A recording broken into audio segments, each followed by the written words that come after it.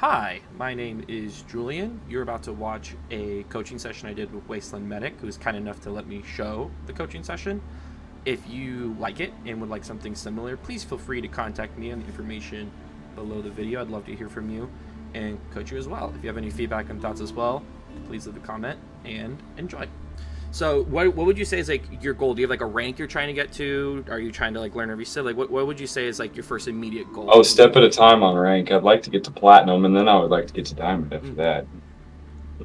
No, for real. Yeah, like plat's next, right? Yeah, I mean, I'd be happy if I could at least get to and hold on to plat. Mm-hmm.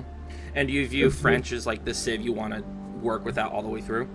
Yeah, because the civs are so different that I would like to feel like I have a good hold on matchups with French before I switched. I was starting to look at Abbasid and think about doing some Abbasid, but it's so different. It's the Yes. total boomy, complete opposite of French, which is aggressive first, the way that I stay anyway. Which is more my style anyways, to at least start with some aggression. So I'll probably try like English or Rus next, but I'm still sticking with French for now. Yeah.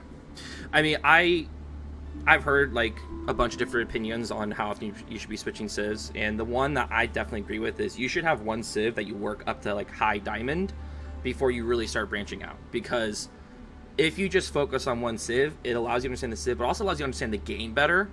And then once you really have that game sense, both playing against other civs a lot, so you know what they're doing. Then when you switch civs, it's actually much easier to switch because you know one, like you have the understanding of the game, and then you're just learning that civ's mechanics. Like personally, for me, when I started the game, I played HRE all the way up to high diamond, and then basically every season I switched civs. Like I did HRE one season, Ottoman one season, Delhi one season. I've tried really hard in China this season, and you climb much faster when you've really mastered a civ. So I really agree with that sort of philosophy you're going with. Yeah, Um, yeah, it helps me to understand the other civs whenever I face them with the same civ yeah. instead of trying to figure out what I'm doing and what they're doing. Mhm. Do you really understand the strengths of French? Can you describe like what do you know about France as a Oh yeah, civ? knights. That's what I know. Right, knights. Hmm. That's their strength. And then if that doesn't work, you should make more knights. Yeah, it's like knights and things to defeat things that defeat knights. So like that's why you often see every French player go knights and then you go archers. Hmm.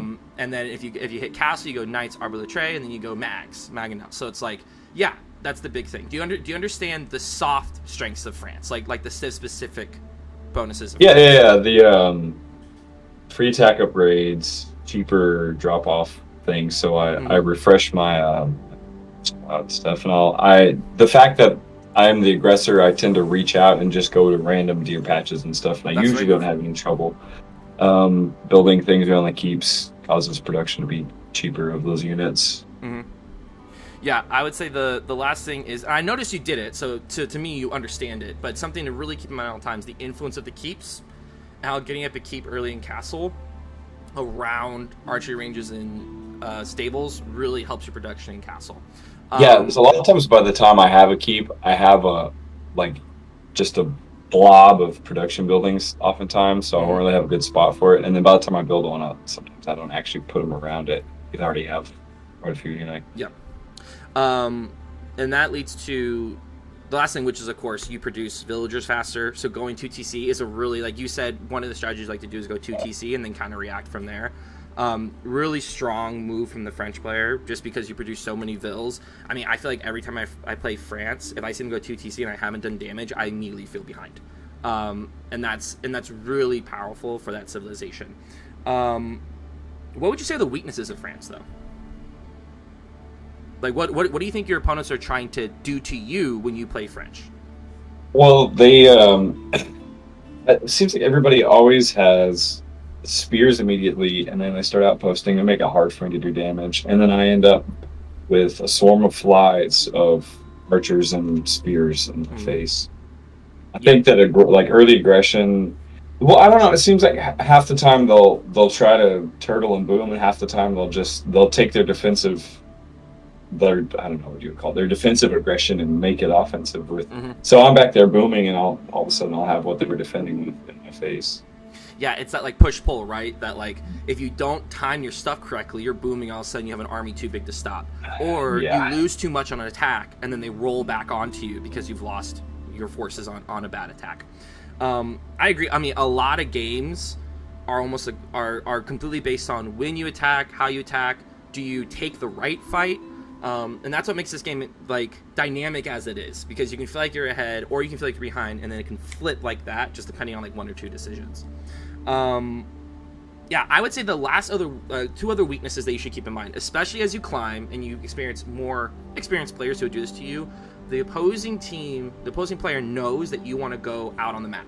That when you're France, you assume you have map control. So what you will notice high-level players do is that you'll be kind of raiding. All of a sudden, there's a horseman on the deer pack that you thought was free, and now you're moving your villagers back. You lose out on food. You have to build something to go take care of the horsemen. Now you're behind on your knight production, and now when you attack, you're down. You've potentially lost 3 or 4 knights that could have swung the fight. You know what I mean? Yeah, like, and it's specifically Ottoman and Malians do that to me. Mm-hmm. They are gonna go at your. They know you want to spread on the map. You don't want to waste resources on farms. You're trying to get on the map. That's the power of France, and so you need to be ready for that. And then 2, I would say another weakness of France is actually France's late game. I don't know if I watched none of your games I watched. You went to Imp, I think. But what you'll notice is while your knights are very strong in Imperial, France doesn't really get much else at that point. And so what you'll notice is if you're playing against much more late-oriented civs such as Abbasid, China, their imp bonuses are going to make it really hard for you to win. Doesn't mean you can't win, of course. Like, of course you can win, but it is behooved of you to try to win in feudal and castle is what is generally seen. Yeah, and I rarely go all in people. I don't know if you watched the one. I tried really hard on one against Abbasid. Yeah. Mm-hmm. Which we're gonna watch that one. I think you could have won. There's actually just a couple things. I may have resigned too. Well, yeah, I would actually say you did resign too early, but also, man, there are just like 2 things I immediately saw. I was like, man, if you just did this 2 things, you would have won that fight. But anyway, we'll get into that in a second. Did you play RTSs before you played AOE 4? Yeah, I played AOE 2. AOE 2. Okay. Yeah, it's the only other. And then so that means that you kind of understand that like in every RTS the core gameplay is resources. Who can get resources, who can parlay those resources into units and then win. And who can control those resources is key. And so especially as the French player, your goal is, can I keep my opponent off resources? Can I then parlay that into a lead so large they can't come back and then I crush them? And so on top of that, whenever you enter the game, your first goal should be, what am I trying to do this game? Am I just going to feudal rush? Am I going to try 2TC? What does my opponent want to do? Based on what I know is their civ, what are they going to try to do? And 3, where are their resources? Where are the things I know I can hit? Have I scouted those? Am I ready to go get them? So let's see how that plays out. And as we're watching these replays, I'm going to be asking you a lot, like, what do you think your goal was here? And I know that some of these games will be old, so you might be like, I don't really remember the goal. But the point is, like, what is the thing you think you're trying to do? Do you accomplish it? Why or why not? What should you have potentially thought of in the future? Because everything when it comes to, I mean, learning in general, right? But like when it comes to this game, it is a constant asking yourself of questions. What am I trying to do? What should I do to reach that goal? Did I accomplish it? What's my next move? So let's go into this first Abbasid game. Match history, it was 729 Marshland. All right, against General Josh. Yeah. What do you remember about this game, if you remember anything about it at all? I remember, so immediately I saw the matchup and I know Abbasid, they want to go 2TC ASAP, and they usually get that food stuff thing at cheap bills. So I know he's going to try to boom and get a bill lead. So I had decided early on that I was going to do somewhat of an all-in. I was going to be more aggressive than usual. You're right. So Abbasid always tries to go at least 2TC, often 3 or 4. There has been a recent change amongst Abbasid players to go military wing and try to fight feudal, but if they're playing you as French, they need 2TCs, at least. And so knowing that, you're right, you need to push them. Let's do the natural thought process here then. If they go more than 1 TC, what is the effect of them going more than 1 TC? Using more food to make villagers. Exactly.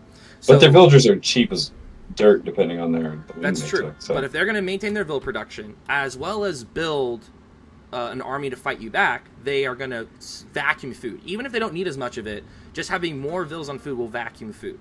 And so the big tension point of Abbasid is, can you keep them off their extra resources? And if you can, all of a sudden they're making farms, which means they can't make as many archers or horsemen or spearmen, which means eventually you will reach that breaking point where you can just flood them with units and beat them back. And so that's your goal. If I know what Abbasid's doing, I'm going to keep them on those resources. I need to find where they are. I need to get a knight in there ASAP and start making their life difficult, and then roll from there. So, first of all, the first thing I notice is you go 2 scout every single time. Why do you go 2 scout? What's the thought process? I want to suck up all the sheep. And then I'll eventually, I like to have the 2 scouts after I've both. I want more sheep for me, and I want fewer sheep for them. Mm-hmm. After I've done the sheep thing, I usually have them both sitting somewhere. So it's good to have 2 different spots I can look at, but mostly for the sheep. Yeah, nothing wrong with that tactic. I am more of a proponent of just going 1 scout, especially for French. Reason being is twofold. One, it gets you to your age up a little bit faster. Mm-hmm. In which being French, the first night you can get in their base is so important. Like just a few second difference can mean you killing a villager or not. And so that's why I'm more of a proponent of saying one scout. Yes, that means you get less sheep and they might get more sheep, but you don't need the sheep. You're gonna go on the map. You're gonna have map control and you're gonna take all the resources on the map. So having sheep is not as important for you. So I would suggest toying around with doing 1 scout, see how that feels getting your landmark up a little bit faster, so it gets that first night a little bit faster, and see if you notice a difference. If you're like, nah, I really think the 2 scout is better for me, do that. But I would toy around with just doing 1 scout for a little bit. What are your thoughts? What do you think about that? I'll try it. Yeah, I'll give it a shot. See what happens. Okay, so Marshland has a lot of sheep early on, so you grab those, you go on the map. We're gonna zoom through here. So 2 scout scouting pattern is good. Like, since you know you have 2 scouts, you go out and you try to get the edges here. Especially Marshland, there's actually not very many sheep in the middle. It's on the edges, so that's a good move. If you switch to 1 scout, just make sure your scouting pattern is up, over, circle back, and then get the rest on the opposite side. But with 2 scouts, you should be in his base immediately, know what he's doing. Cool, so you see? You're checking. The goal would be you want to get back to his base to see what he's aging up with. You can tell what they're aging up with based on which tower is being built. Yeah, I don't know how to recognize this. I'm not great at it either. I know the military one, which is the one that matters to me most, because if they're going military, it means they're going to have a couple spears and archers out, which is the bottom right one. It's the tallest one. Okay. That actually leads to one of my first big pushes for you, which is if you're going to go 2 scout, even if you have 1 scout, you need to be rotating around their base after you get your initial sheep and knowing exactly every single thing he's doing. At no point should you be like, I don't really know what this guy's doing. Like, you need to know what's going on in his base. The second he starts aging up, the second he goes up to stone, where are his villagers? And so you should be going up and checking these little pocket spots, because already you see something key. You see these 2 berry packs right here. As French, that's really good for you, right? It's at the front. Those are way out there. They're way out there. He should not be able to touch those. Second, his next closest one's all the way out here with deer. That's really far away. You send 1 knight over there at some point just to have it sit there. At one point, you're going to grab some vill kills. So, like, his food is not in good spots for him. That should already be a real big positive for you. And then lastly, also as French, feel free. I've seen French players on Marshland against boom sieves. Like, you know Abbasid's not walking out of his base. Just immediately set up on the fish here. Each fish is 500, and these fish gather super fast. So that can supercharge your food economy early on and allow you to get out even more knights early on. So if you're against a boom sieve, it's okay after you age up to immediately send out a group just to get on these fish immediately. All right, so your opening build order is good. Have you watched like a build order guide for French?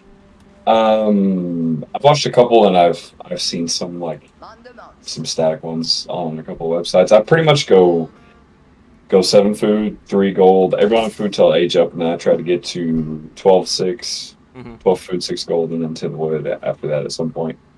Yeah, that's just kind of my. I don't really follow it religiously or anything, but that's kind of what I do. It's gonna work for you. One small thing is that if you want to stretch it, you can actually do your first 2 to 3 knights with just 3 on gold and put more on food if you want. But if you just want to get 6 on gold and just keep that 6, that's going to work for you early on. You'll just have a little bit of extra gold. You could always use that on upgrades or things like that. Yeah, I usually have those 6. Once I figure out it's time to go to stone, I'll take the 6 off of the gold and put them on stone. Cool. So you've aged up. He's aged up. If you see it right here a little bit, but that one right there that he went up with, that's the military landmark. So you know he's going to have 2 spear, 2 archer. The key is not to be afraid of that. For him to I was definitely not afraid of it at that point, for sure. I didn't know what it was. For him to beat you, he needs 3 spears. Especially if you get out 2 knights, you'll mow through that opening defense. You need to force him to do even more than that. So I like how you rally out to here.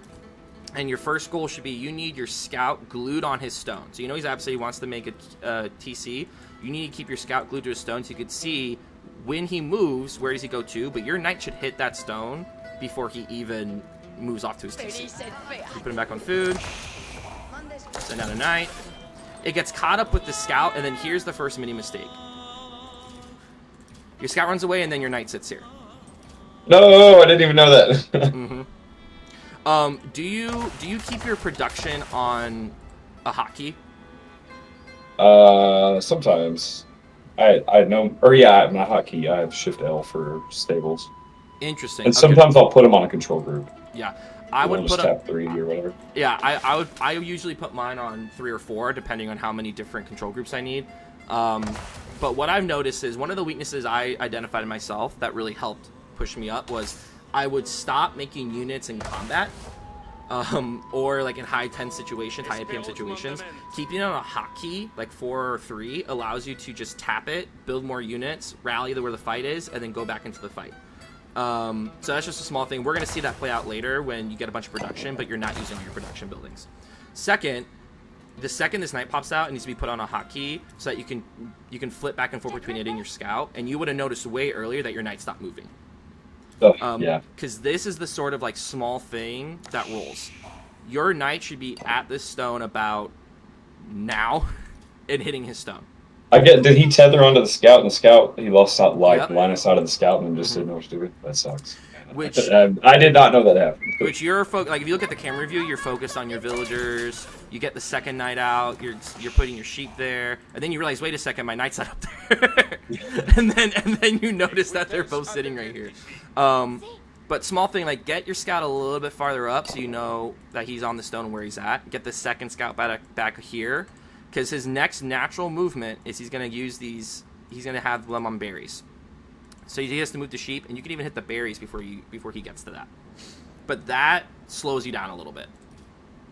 So you need to be constantly like, I consider RTS like a 10-second mind loop, where every 10 seconds you're checking your stuff. Every 10 seconds, how are my resources? I have a lot of food and gold. Do I need to move anything? No, I'm making knights, I'm fine. Where are my units? Oh, my units are stuck here. I need to get them back up to the front. Because if you're not within his base at the 5-minute mark, 5:30 mark, that's just, he's free reign right now. Click the stone, he's almost up to his first TC amount, which, lucky for you, he actually macroed really poorly. If you watch his side of the view, he was really slow to get the stone. So with 2 knights, you could have beat anything he had for you, and then started messing around his base. So you're on your 3rd knight, so yes, you're going all feudal push right here. You, at some point, know he's going to go spears. I like how you're already rallying to the wood. You need to get up an archer rank ASAP. My suggestion is early on, after you get out the 1st or 2nd knight, move like 3 or 4 villagers off food to wood to get that archery range up ASAP. Because if you can get archers there a little early, he loses all ability to defend your attacks. So if I need to go up, you see he still only has 2 spear, 2 archer, and then you sit here. Why do you think you're sitting here? I don't know. And that's I don't remember what I was doing. Yeah, but that's like a I like, and we can only like have a hypothesis. Did you see these scout? Did you see these spearmen go? I don't know if I should go in yet. Probably, yeah. I probably saw this. You can't play. You gotta play aggressive with your knights. One thing that is really effective is he can only beat. He has to have all his units together to beat your knights. So you can send 1 knight in, shift queue another knight back here, The second he starts chasing your knight, send him back out, and then send him into here. Like, split your knights up early on. He can't kill them if he's chasing one, and the other can go in and get a villager kill. The amount of times I have lost a vill to where I'm chasing a knight off, and then another one comes in behind and hits the vills I was trying to protect, it's infuriating. But you should already have 2 or 3 villager kills just based on how he doesn't have a barracks up yet. He has vills sitting here. So the mindset you're playing early on is aggressiveness. Where can I hit? Where does he have his units? You're faster. He has infantry. He can't catch you. Move around the back. Keep rotating. As friends, you should be constantly rotating around his base. Keep a scout with those knights so you can see things at a time. Make a second scout if you don't have one yet, and have it a different part of the base. But just keeping vision and rotating. So you see what happens next. So you sit here for a bit. You then decide to go. No, you decide not to. And this is such wasted time as French, right? Your value comes from doing damage. You don't even. I don't remember exactly, but I think here what I think I might have been thinking is, I had the intention of going pretty heavy in feudal, so I didn't want to risk. Once I saw he had spears placed here and there, I was like, I'll just hang out and not losing the HP and get the archers up here. The thing to remember, if he doesn't have a barracks down yet, they're not, or if he just put one down, they're not even hardened spearmen yet. They're Dark Age spearmen. These spearmen are weak. He needs 3 Dark Age spearmen to kill one of your knights. He only has 2 spearmen, you have 3 knights. You could dominate him right now and just start running rampant through his base. Do they get spears out of that landmark? Yes. So if he does the military landmark in feudal, he gets 2 spearmen and 2 archer. So getting 2 knights basically makes it impossible for him to stop you until he gets a barracks up. He is playing greedy right now. He just got a barracks up. He's putting up an outpost, but that still won't really stop your knights. And knowing that eventually you're going to get the chivalry upgrade, if you get a knight hurt, just send it back to base, refresh a new one, and eventually when you get chivalry, you have a group of knights down here that heal up and then come back in once they're healed. But here's another thing you might notice. Since you're not scouting, he got a wall up for free. Good French players, like when I've played Conqueror level French players, high diamond French players, it's so hard to get a wall up because they're constantly scouting, and the second they see me try to put a wall up, there's a knight there to kill my villager. And then when I go down to help it, there's another knight in where my units were. You know what I mean? Like, you want to think about your goals as a French is to pull them into multiple different directions. And that aggressiveness is what gives you your value. Even if, like, don't be scared. You can't be scared as French. You want to be aggressive to get that value. Well, look how long and pointy those sticks are. Those are scary. those spears, man, I get it. But that's why scouting's so critical. Always be scouting. Your scout, if a scout's watching a resource, great, but it should also be checking these other resources constantly.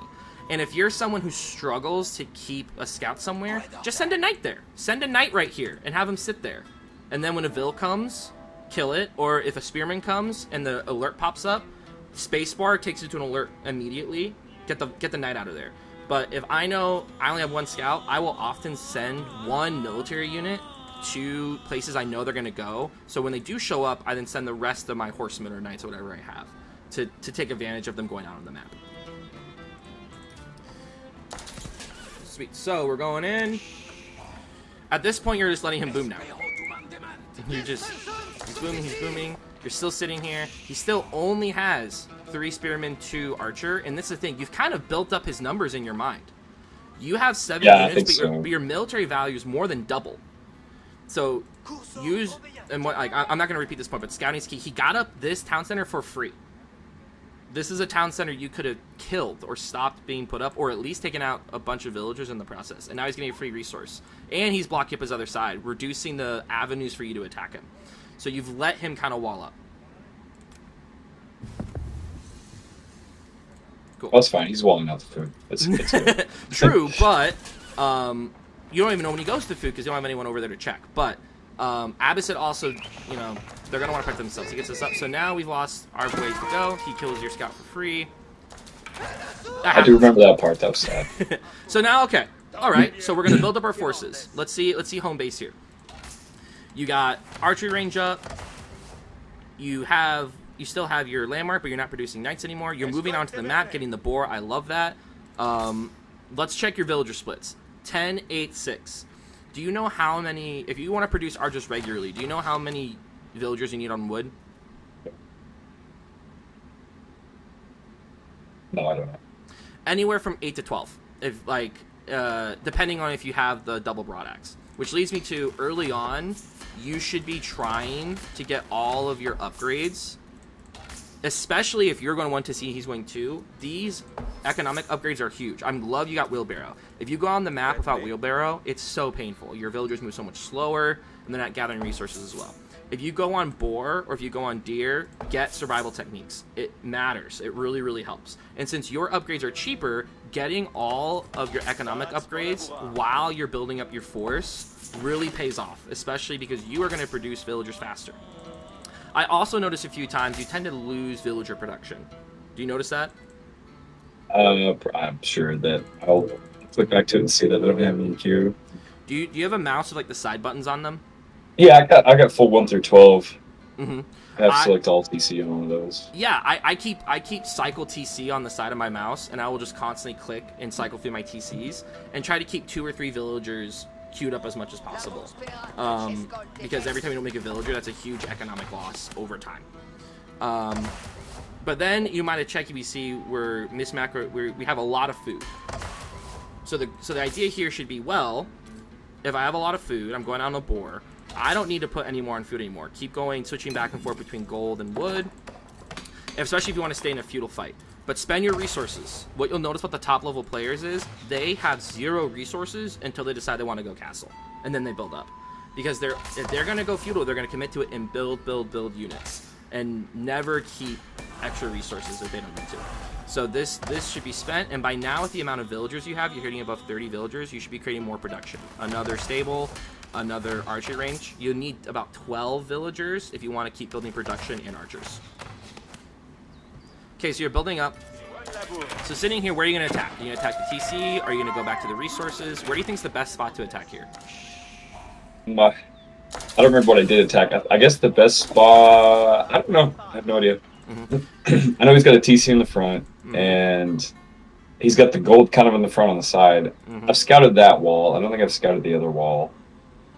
Mm-hmm. It's maybe... I don't know, just bash my head into the front. Yeah, this is just dent him in. What... So this is actually a good question, though. Where you attack is critical. There's been plenty of times I have lost the game, and I've gone, man, if I just attacked here, it actually would have worked out. Wait, why'd you go 3 on gold? I just realized you went down to 3 on gold. I think you moved villagers on accident, which is going to affect you. If you don't check your resources to make sure you know your villagers are, you're not going to be able to do snites anymore, which is going to hurt your ability to fight this fight. That's why 10 to 15 second intervals checking your villagers. You're still going to make those mistakes, right? But have some sort of 10 to 15 second timer in your head where it's like, check my resources. How am I looking? So let's kind of think through the options here. What does he need? If he wants to age up, he needs gold and food. If he wants to make units, food and wood. Taking away one of the resources will lead you to victory. Taking out TC feels nice. It feels nice because then he can't make villagers. But if he doesn't have resources, what's the point of making villagers? You also, in a way, have been successful. He built a pretty weak TC. Like, if this TC was out here, sucking up resources, you attack that TC. If his TC is here, you attack that TC. Because his TC is actually protecting resources. But is his TC really protecting resources here? It's protecting stone and wood. But that's a pretty weak TC. He didn't take advantage of you playing passive. I would actually suggest you should have just gone over here and attacked through here. You take away his food, and then he can't build any more units. You're also walking through this food, so then he doesn't get this either. And you'll just starve him. Even if you don't kill him, he won't be able to make units. He won't be able to produce villagers. And eventually, where's he going to go? He's going to go here.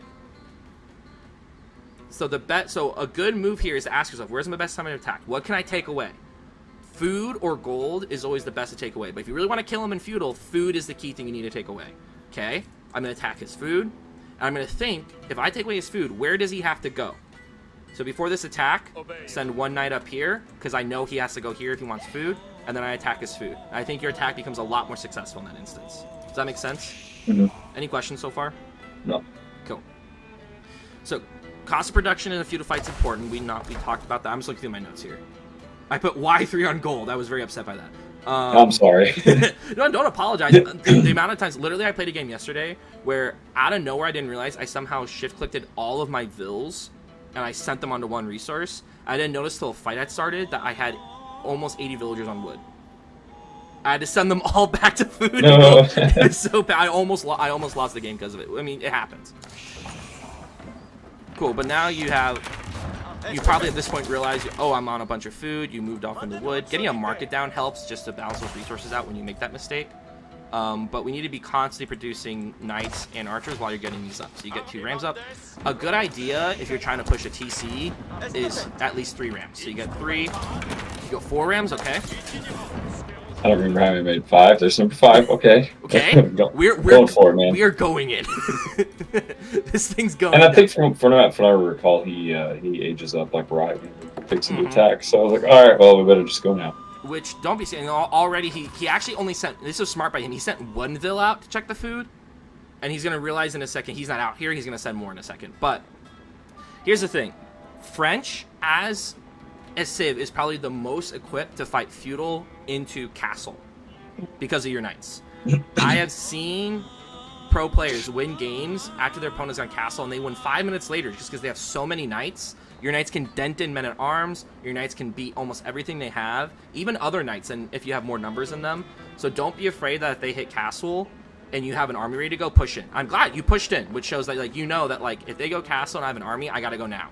You gotta do some damage here. He even gets up a 3rd TC in the back here, which you don't know about.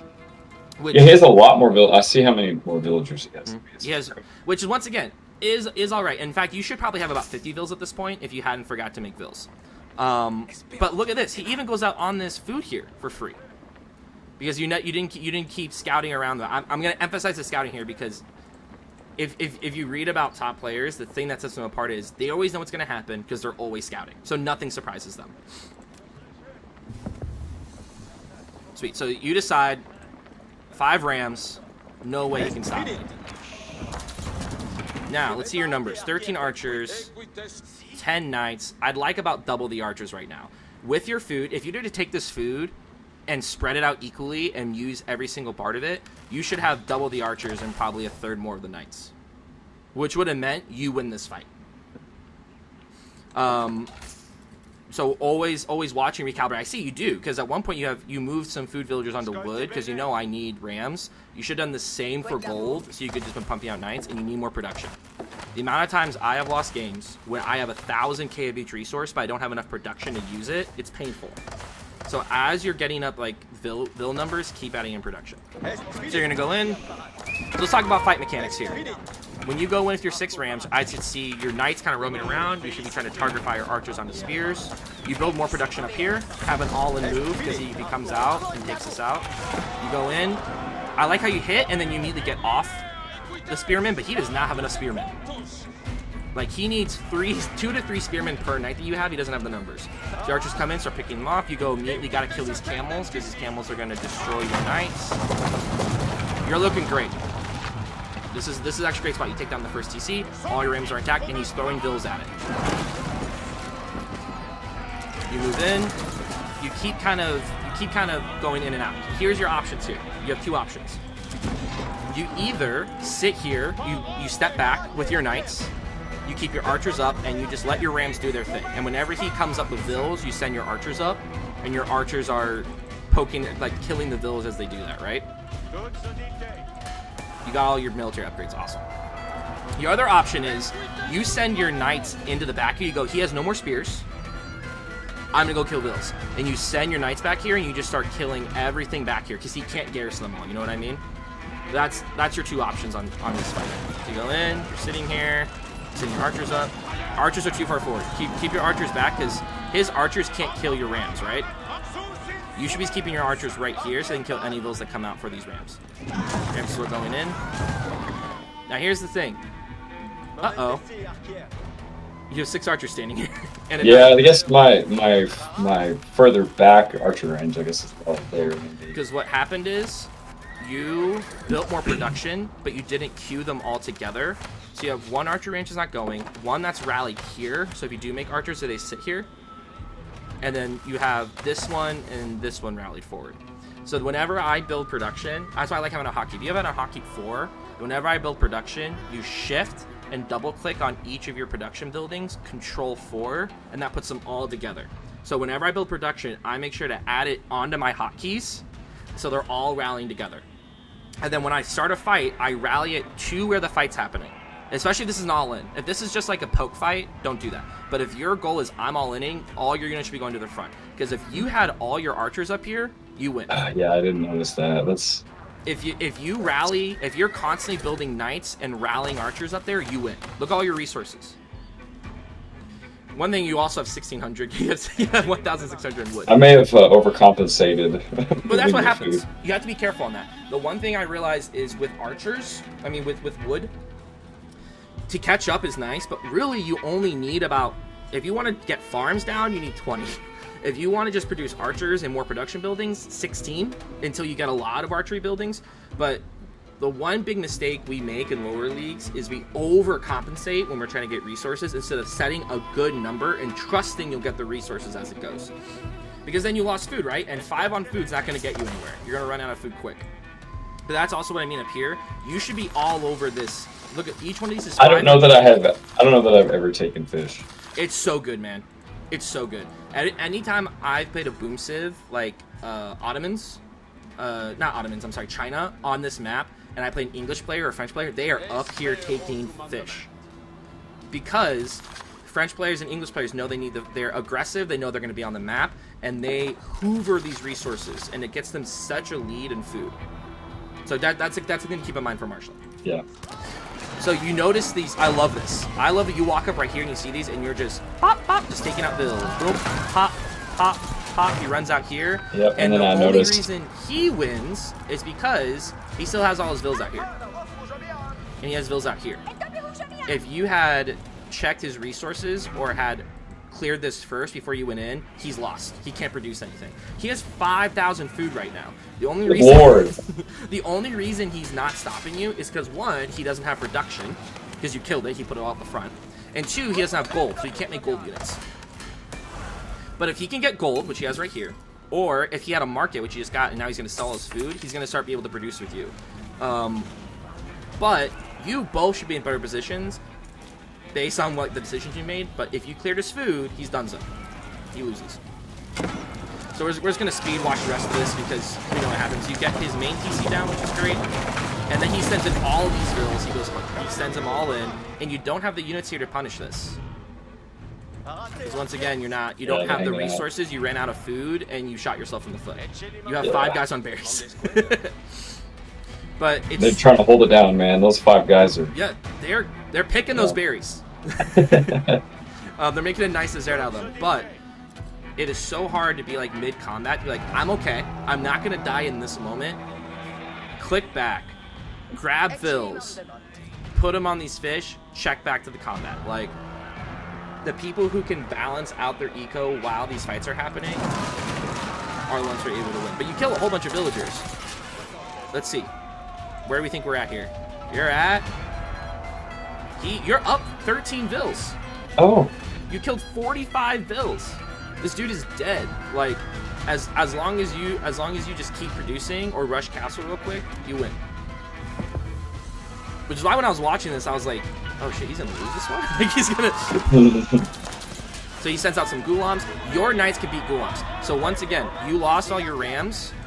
All you need to do here is just walk back, build more rams, and then walk back in. Like, this is when aggressiveness is great, but you have to know your limits. Well, I lost most of my knights. I'm going to need knights to fight castle units. I've killed a lot of villagers. And ask yourself, where could he be right now? Oh, here, right? Yeah. But you killed a bunch of his villagers. He's going to not get food right now. He has 4 on food right now. So if you just walk back, keep making bills, build some more, maybe go castle real fast and walk back in, you win. So you take your archers out, which is good. You send your knights around, which is great. I love this little raid right here. You notice he has to be on gold somewhere. You went and cleared them off. Awesome. Save those knights, though. They're sitting here. You rush back. You notice he's on the food. I love it. You walk back. You age up. Now all we need to do is walk back in. So the question is, you should feel you're ahead at this point. What can he do as the Abbasid player that will get him back in the game? Make villagers Well, yeah, he needs and the villagers, but what can you do spears. militarily? That's what they do, right? Make villagers and spears. Yeah, he needs spears, but he also knows you have a bunch of archers. He needs a Magan out. If you produce 2 Springolds, there's no way he can get back at you. So like the thing you have to ask yourself is, I'm ahead. What is he gonna do to try to get back? How can I stop that thing? He needs food. He needs to make more villagers, and he needs to get siege out, because if he Yeah, can't oftentimes I'm bad about not having a siege Oh, like, same. out in the field anywhere. But that's what he needs. He needs 2 mangonels that clears out your archers, and then the numbers are flipped, right? That's what he needs. So what are we need to prevent him from getting the thing, or pre-make our own defenses to that, so he's ready to go. Another small thing is, what I like to do, if I have a lot of food, a lot of wood, and I haven't used it, I just send a villager out, and I just start building towers everywhere.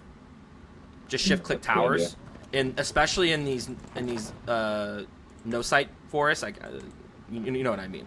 But that gives you vision, which allows you to see when he's walking out or what he's making. Just a small thing. You'll notice a lot of top players do that on any map that has these stealth forests, or just normal maps in general. They'll just start towering everywhere just to get vision if they have extra food, extra wood. So you're at the Royal Institute, which is great. You want to get the Royal Institute and have a lot of knights, which you do. You build more rams. I would build these rams a little bit farther up, so you're not wasting time. The farm switch, you have the wood for it, but also you have still so many resources on the map that you don't really need to use. You don't really need farms yet. You still have these berries, you still have the fish. Yeah. So this time you go 5. You like the 5 ram number. 5 rams is a solid amount. But once again, look at your resources. You have a market. If you have this much wood, sell it. Queue up more knights. Like get the numbers you need to win this. So you walk up, start killing.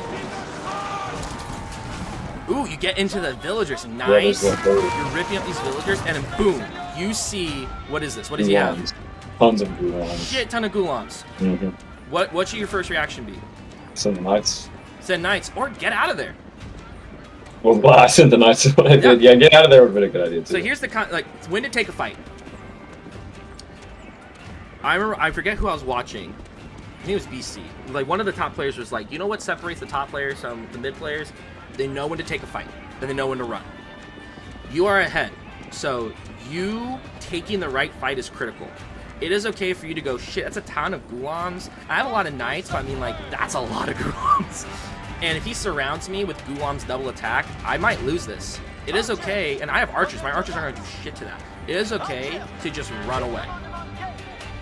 And as you run, get Arbor Tree out there. Yeah, that's usually what I'm going for. There's Arbor But like, sell that wood into gold and pump Arbor Tree. You run away, he'll chase you, and by the time he gets to you, you have more knights to tank. You have Arbor Tree who start doing damage, and then you take the fight. You wipe him, because I guarantee you, man, if you wipe this force, he's done. This was his panic force. In your mind, you're like, I'm ahead. He probably lost all his food doing that. If I can just beat him one time, I win. But if he can beat me, he might steamroll me and win. So it is okay to go, if you don't think you can win this fight, run away. And then send 2 knights out to check his food stuff. You know, like, keep raiding, but run away. And save your force to fight another day. You go in, and his gulons tear through your archers. They then tear through your knights. Because you actually don't fight him with your knights. I think you accidentally clicked on one of his units. And so your knights kept running around trying to attack that unit. Oh. So, which is just a small mistake that happens. But you lose your knights, and then you quit.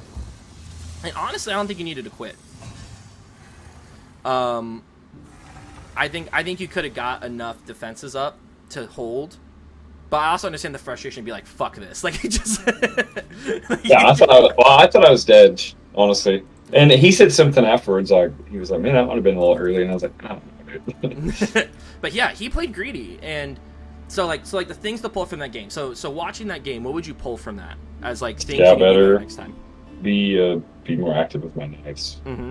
Those are the 2 main ones. Scout better, be more active with my knights. Spend my resources properly. And have that timer of how are my resources looking? Like the thought process you kind of go through is, what's my goal? I'm fighting feudal. How are my resources? Ooh, I have too much food. I might move 5 villagers off food to gold, or I might just I'm just gonna rally all my villagers to gold from here on out. Like, keep balancing out your resources based on your goal. Ask yourself, like, am I ahead or behind? What do I need to do? If I'm ahead, how should I react to this? And I mean, like, you're going to still lose games, right? But asking yourself these questions and then finding out the answers to them, you either go, oh, cool, well, next time I'll do this, or next time I need to do this, which then helps you also improve on your own as you consistently think through the game. And then, yeah, pocket resources, scouting. So actually what I want to look at next, I want to look at one of your wins. Yeah, let's look at a win. Let's look at a win, because there's still lots to learn from a win. I like those more. All right, HRE.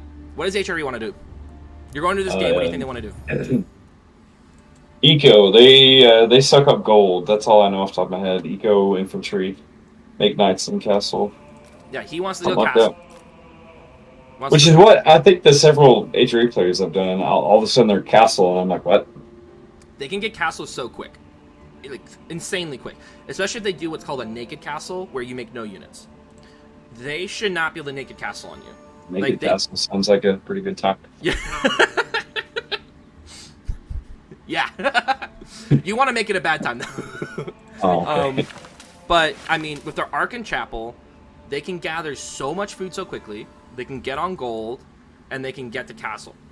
Your goal is, you want to punish them for doing that, you want to make them make units, and then even if they beat you to castle, with your knights, you should still be able to hold until you reach castle, hopefully with a pretty big eco lead, if you go 2TC or something like that. And then you don't want them to get relics. Once they hit castle, you're swinging your knights, different knight pockets, through the relics to make sure you can't get it, because they get extra gold from relics. And yeah, I think I've rewatched a few, and by the time they're over, the HRE player has like 8K gold in the bank or some stupid crap. It's just dumb. Yeah. They get so much from it, and then they can put it in their towers, and their towers shoot farther, have more health, and have more damage. And it's not a good time. So you do your normal opening. You go to scout. So the first thing we're gonna notice is you scout. You see you see where his gold is. His gold's in the back. You gotta stop the gold. Gold and food. You want to slow his castle, make it really hard for him. You get your cheat back just in time. So you need to send the scout back up, like this forward school of cavalry. And this is one of the ones where you're gonna go 2TC. And here's kind of a suggestion for 2TC. Get one knight out, and then you should be completely focused on getting that TC as fast as possible, while your knight kind of moves or kind of slows him down. So when you get your knight out, you need to split your villas between wood and stone, and then leave 4 on food to produce a villager until you get the TC up.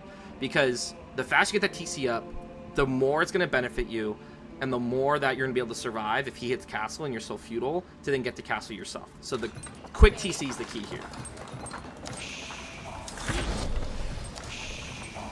So he gets feudal first, which is to be expected. You scout, and you see he's on berries, which is real shitty for him. Like, he's not going to get a lot from berries. But that berry is exposed, man. Exposed. You check, you're on both sides. You get more sheep. You actually really hurt him with the sheep issue here, which was nice. Your knight actually gets all the way there. Awesome. You scare him off berries. Actually, I would have just tried to hit the berries first, but he ran away. But then you notice he had he had 3 spearmen, which is awesome. You should actually take that as a win. He has wasted resources on a barracks and 3 spearmen. He's actually spent more than... Usually that's when I'll switch to stone, is when I see that big of a commitment. Yeah, he is committed. He's stuck on food right here, too, because you got all the sheep. And once he upgrades to Hardened, he has actually spent more resources on that than you. But guess what? Those spearmen are here, and this is free reign. So let's see if you take advantage of that. Yeah, I'm bad about not running where the TC can shoot me. It scares me. It shouldn't. 1, you know you can heal. 2, it's not going to kill you unless you really sit under it. So this is when you should actually keep your camera on it, or just run to the wood line. Try to kill 1 and run. 1 and run. You do 3 knights. You scared him enough with 1, so you didn't need to do 3. Just do 1. Most civs won't be able to respond to that. There you go. And then, as I said, overcommit to doing your TC. You have 9 on food, do 4 on food. And then split evenly between your stone and your lumber until you got the TC, and then place the TC on deer, which you did. So while you're doing that, let's see how you use your knights while you're doing that. You get him off food. I was really hoping he would go back to his berries. Well, so here's the thing. You know he's on this foot over here. You have your scout over here, and they're chasing your scout right now. So this is when you go, oh, I'm going in. His 4 spearmen are here. I'm going in. Then what you should do is keep running back and forth. You should have one knight that you just send in and send back, send in and send back. Because every time he pops into this outpost, he's losing gather time. And then when your knight gets too hurt, run it back to base and let it heal. He then does this like little raid with this scout, which I think was an accident, but whatever. You're rotating, and then he sent, what was that for? Oh, he sends a spearman in. Okay. You could literally build one more knight at this point, and then kill the spearman with the knight. I think I fought it with Vils, and I don't think I had the loom or whatever it is in this game. You gotta get textiles. Well, actually, that was the point I was gonna make is you got textiles super early. You don't need to get textiles for a spearman and a man-at-arms. Like, and I thought they're both spears. The man-at-arms actually killed. I think he killed a couple villagers. Well, this is what happens. You actually try to fight him with your villagers, and he has the man-at-arms. Don't do that.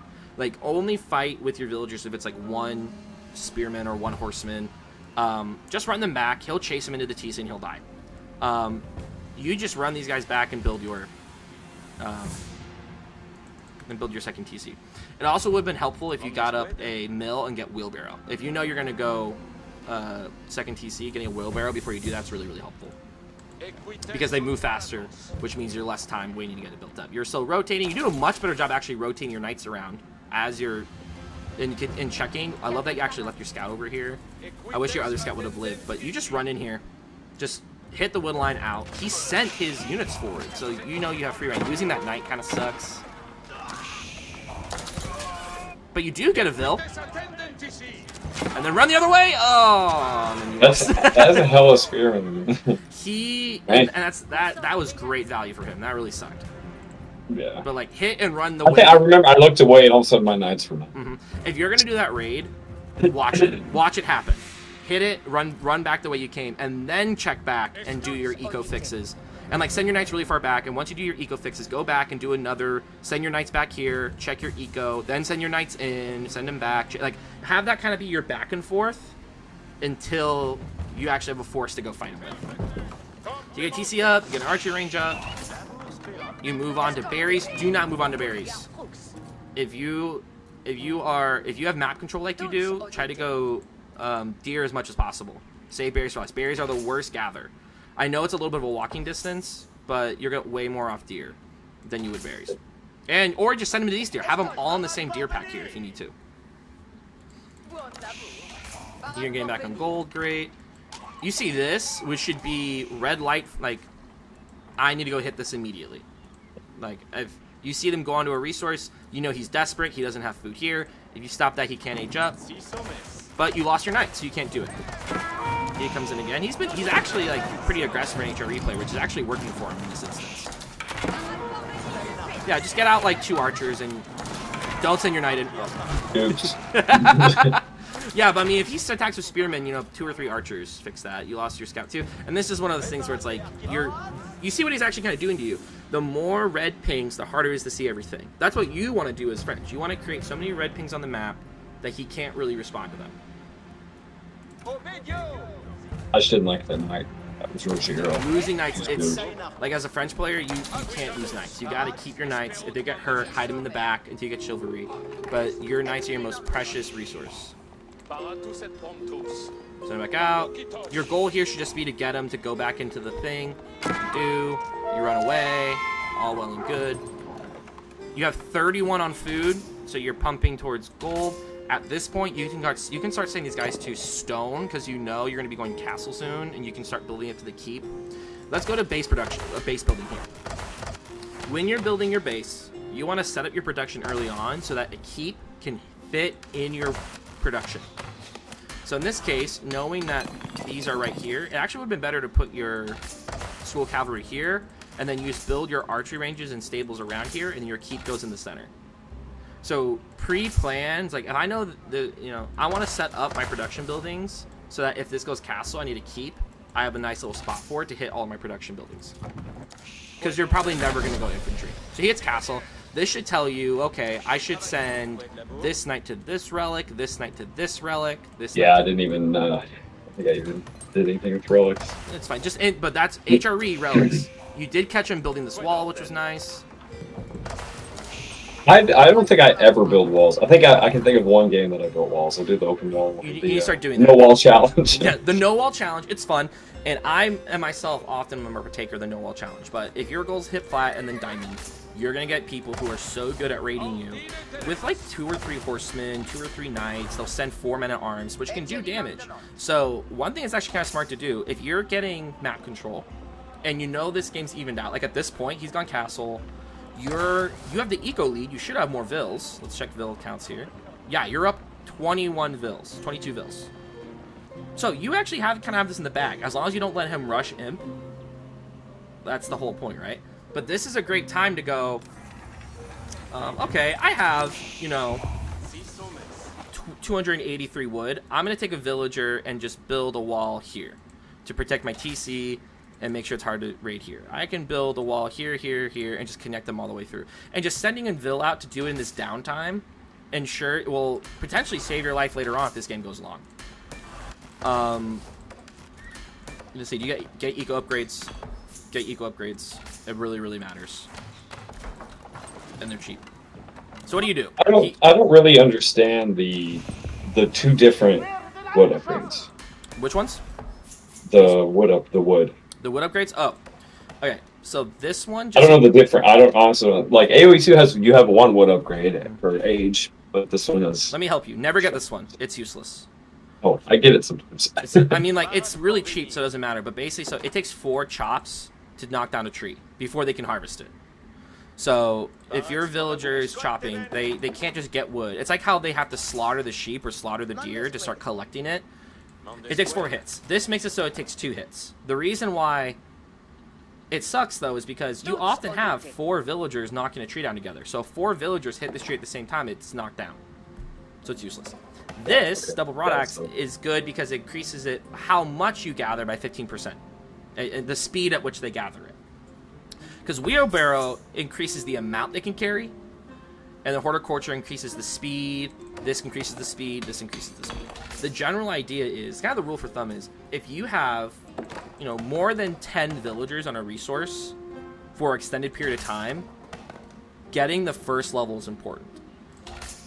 If you then have 20 or more villagers on a resource for a long period of time, getting the castle version of this is important. So it's like, as you have more villagers on something, it is worth the investment to get it, especially as a French player where it's cheaper, because the return on it, especially as you mass villagers, is massive. You can actually watch some videos on YouTube where people show, like, I'm an imp and I have all the farming ones, I'm an imp and I don't, and the amount of difference in resource they gather is insane.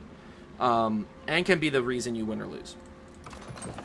And you can kind of consider this, with a Vil lead, you're actually just increasing your lead, because all your Vils, you have more Vils, and they're now gathering more resources. So he goes out and collects the relics for free, which is why knowing what your opponent wants to do and thinking through how to stop that is a key thing to do when you enter a game. I do remember, I don't know if you've seen this one all the way through, he converts like 12 of my villagers. He does! Oh my god, in my notes, like, in my notes I type awareness 832. I heard it was like, where is this happening? Yeah, if you see it, look at the map, it's going to be real big color on the map, on the mini-map. So you're building up your resources at your forces. At this point, this is a common thing people do at this level all the way up until like Conk 1. Like, what you'll see is high level players will take, they're building the force, but they'll take 3 knights and go check. I'm going to check this. I'm going to check this. I'm going to go check the backside here. Like, keep putting pressure on. Make it so he's never sitting here and feeling like okay about what he's doing. Use a couple knights to keep, like, go and attack this palisade wall and then run away. Like, do little annoying things so he's constantly moving his units around and potentially messing up his own macro while he's doing that, while you're building your force up back here. But you're also facing HRE, so what do you need? Perfect. You go Oblitre, which are so good. People, I think, forget how good they are.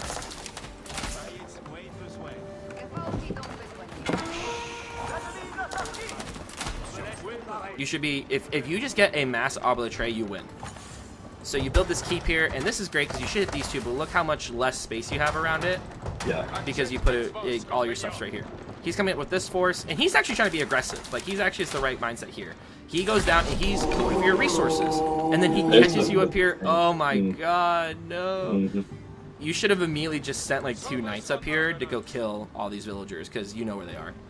That sucks, but you don't lose because of it.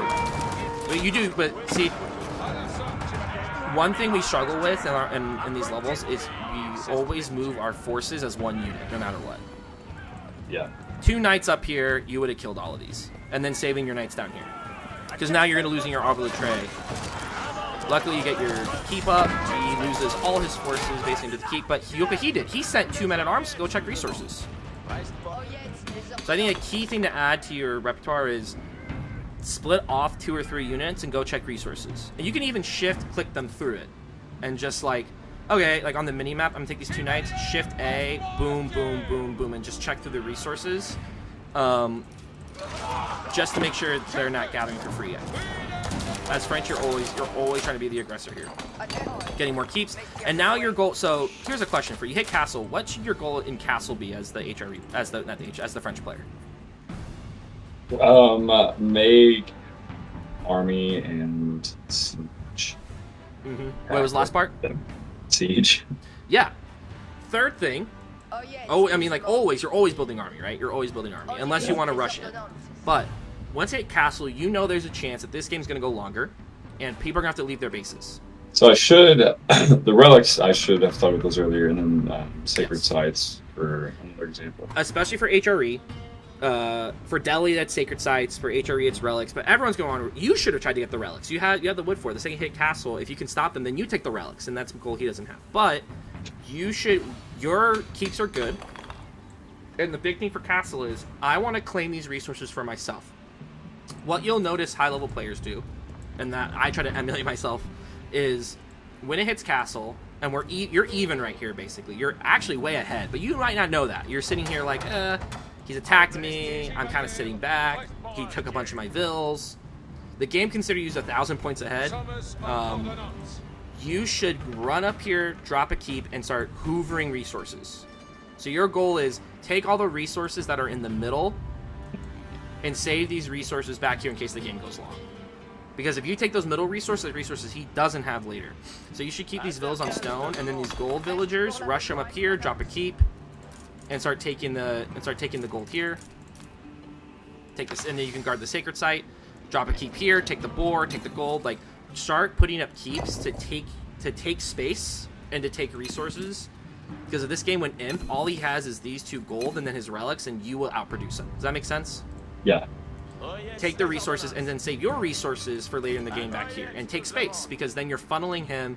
You're either going to force him into one lane where you can fight him, or he's going to waste resources taking on the keeps, in which you can then send a whole group of knights up here, and then go through, and then you get through the wood palisade, and you're attacking his villagers before he can move his forces up here. Because as HRE, he's going to have a slow comp. He's probably going to go infantry. He's going to have a slow comp. So if you can force him to go one way, you tend your knights elsewhere. You cop this proxy up here, which is great. This is when I started to feel like I was doing pretty good. Yeah. So I'm starting to get stuff out. I'm okay with you sending your villagers up here, because you will produce more villagers than him. It's fine. And I know you wanted to get this siege down as fast as possible. Your Arbor Tree are still in the keep. But yeah, you should just be building more. You built production back here for some reason, even though your keep's up here. So make sure your production's always around the keeps. You built yeah, you want to start getting sacred sites. Yeah, you start setting things up.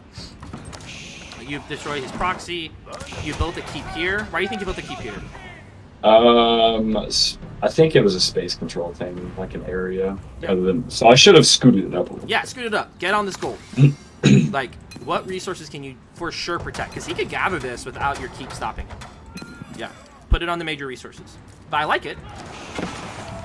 And this is when you also should be walling up, because. So once again, let's pause here. You're ahead. What does he have to do to get back in the game? What are his options? He needs to kill me. Things. Well, what does he specifically need to kill? My army and my villagers. Yeah, your villagers for sure. Well, he needs to kill your villagers, and as HRE, he needs to go Imp. Yeah. Because if he can go Imp, he can get the Palace of Swabia, mass vills, and then he can throw up a bunch of bombard towers to slow your push. So that means you need to do 2 things in response. You need to get in his base and kill his villagers, and have groups of knights attacking different parts of his fence, because he won't be able to stop all of them. And then the second he comes to stop one, spacebar, run him away, go to the next one, and just like get in there to start killing his villagers. Right. And 2, get up walls yourself, so you don't have a random 5 land shits come in and just slaughter your villagers when you're not looking. So stop. That's why you'll notice even when players are up, if you watch one of the good players on stream, even when they're up, they're building walls because they know I'm up, and the only way they can get back is by raiding me. For example, like. BC often talks about like the best time to raid is when you're losing, is when your opponent's in your base and you're losing, because they don't have walls up and they're not paying attention to the villagers. So once again, that thought process: what do they need to do to get back? How do I stop them? Let's see if you do 5 and you got in here. You're beautiful. And once again, he has a slow comp, so just keep running around. He'll have to move his vills. Just keep running around, Love it, love it. This is, oh my god, this is so good. But look what he does. Mm-hmm. This raid could have been really bad. And in fact, he did kill the vills here, and you're lucky he missed these. Yeah, yeah, that was fortunate. But that's the sort of thing he knows. He's like, I got to raid to get back in this game. Luckily, you caught all these vills here and slaughtered them.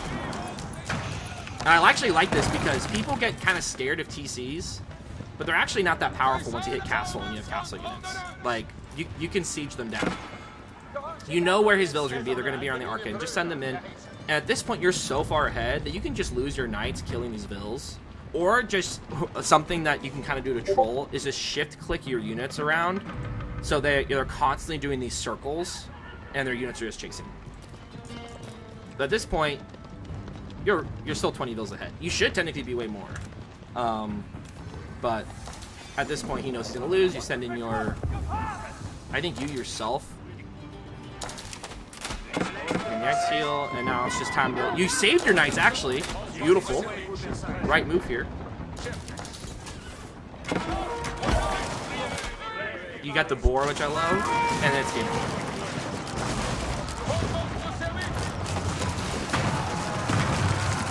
Alright.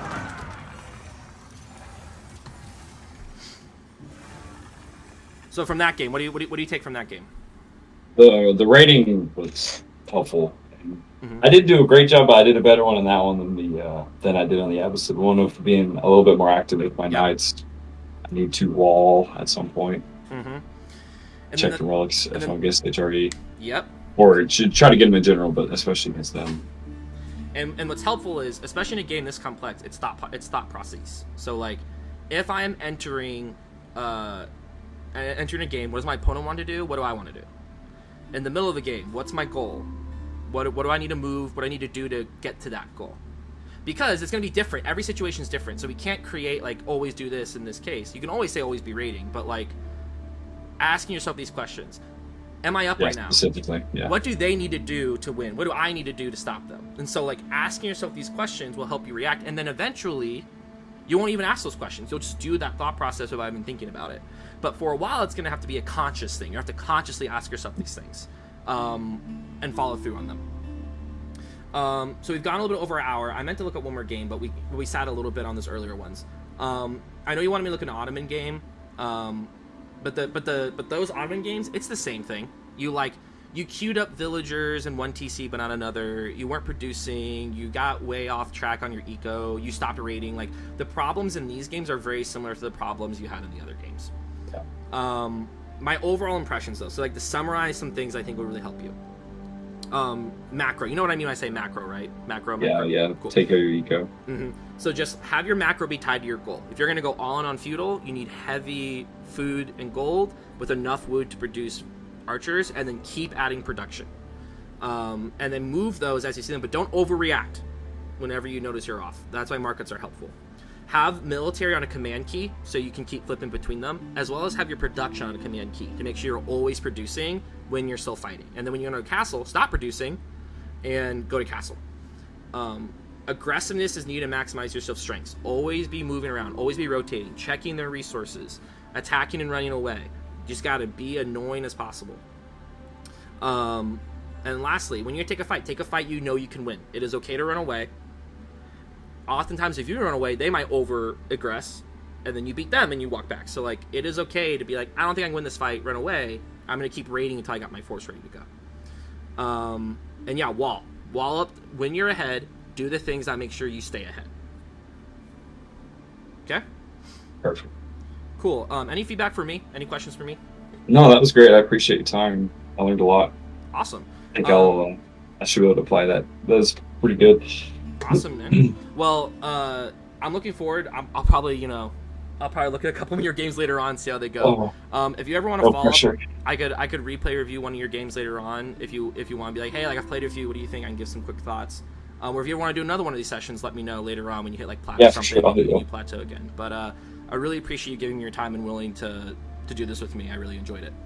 I appreciate you. It was good. Thank you. All right, man. Good luck out there. Appreciate it.